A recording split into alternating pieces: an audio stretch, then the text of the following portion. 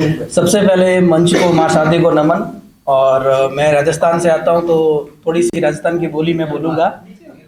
राम राम हेंगू पहला माँ शारदे ने धोक देवूं और जनरी वजह मैं आप सगला ने कुछ सुना सकूं। मंच माते बैठा मिनको ने मैं सादर प्रणाम करूं। रंजन जी रो घणो आभार और इतो बड़ो प्रोग्राम राख्यो। जया जी ने जन्मदिन मोकली मोकली शुभकामना। मेरा सौरभ जगसार गया है, मैं राजस्थान से बिलोंग करता हूँ। जी सर, ठीक है, बहुत अच्छा। एक बार जोरदार ताली। सबसे पहले जिलों की नगरी भोपाल के लिए कुछ ख्याल लिखा है, गौर फरमाइएगा। पत्थरों में भोजपाल की कहानी इतिहास की धड़कन है पुरानी। पत्थरों में भोजपाल की कहानी इतिहास की धड़कन है पुरानी। दो जल दर्पण लिए सीने में जहां हर शाम सजती है मस्तानी। धरोहर इसकी नींव बनी जिलों में प्रेम की छवि खिली। धरोहर इसकी नींव बनी जिलों में प्रेम की छवि खिली। संस्कृति का दीप यहाँ जलता वो शहर है भोपाल अपना। जया जी आपकी नजर मेरा ये दूसरा ख्याल है। आपको मिले ढेर सारी खुशियां, मिले प्रगति अपरंपार। आपको मिले ढेर सारी खुशियां, मिले प्रगति अपरंपार। आज आपका जन्मदिन, स्वीकार करें मेरी मुबारकबाद। अब मैं अपने मेन ख्याल के ऊपर आता हूं। कुछ इस तरह है। जुबान में रखकर 16 करते प्यार की बातें हैं। जुबान में रखकर 16 करते प्यार की बातें। क्या समझू उनको अपने या पराए। वैसे तो दोनों में कोई फर्क नहीं है। वैसे तो दोनों में कोई फर्क नहीं है। दोनों ने पीठ पीछे खंजर ही चलाए।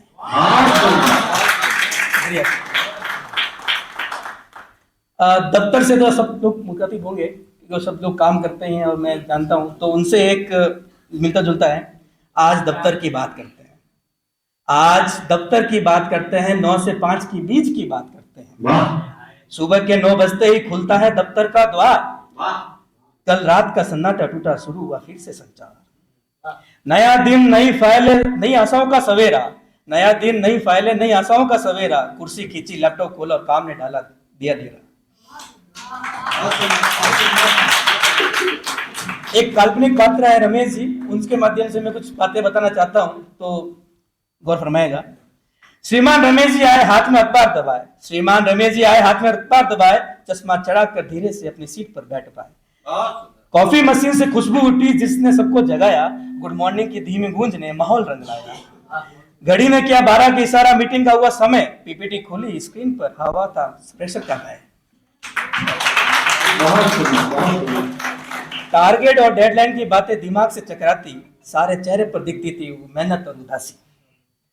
रमेश जी ने फोन उठाया, क्लाइंट से करनी थी बात। फाइलें खोली, आंकड़े जांचे, हो गई दोपहर। लंच ब्रेक में सब एक साथ हंसे, मजाक और चुटकुले चले।